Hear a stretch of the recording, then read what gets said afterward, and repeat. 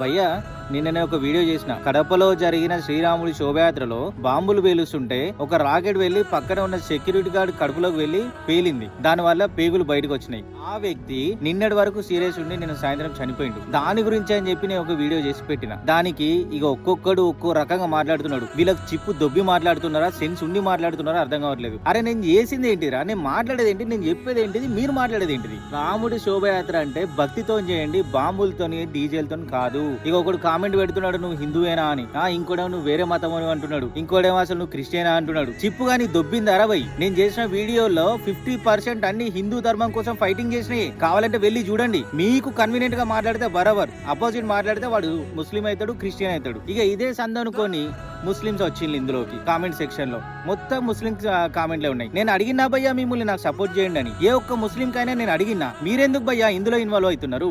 ఇది మా కొట్లాట, మేం చూసుకుంటాము, మీకేం సంబంధం భయ్యా? ఈ క్రిస్టియన్స్ కి ముస్లింస్ కి ఇందులో ఇన్వాల్వ్ కావాల్సిన పనే లేదు. నేను ఎవ్వడి సపోర్ట్ అడగలేదు.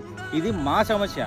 నేను మాట్లాడి నేను పెట్టిన అవేర్నెస్ కోసం పెట్టిన అంతే తప్ప ఇదే సందనుకొని ముస్లింస్ దయచేసి ఇందులో ఇన్వాల్వ్ కాకండి. వేరే రిలీజియన్ వాళ్ళకి అసలు సంబంధం లేదు భయ్యా. గట్టిగా చెప్తున్నా, ముస్లింస్ క్రిస్టియన్స్ ఇందులో ఇన్వాల్వ్ అవ్వాల్సిన పనే లేదు. ఇది మా సమస్య, మేము చూసుకుంటాం. గట్టిగా చెప్తున్నా, మళ్ళీ కామెంట్లు చేయకండి.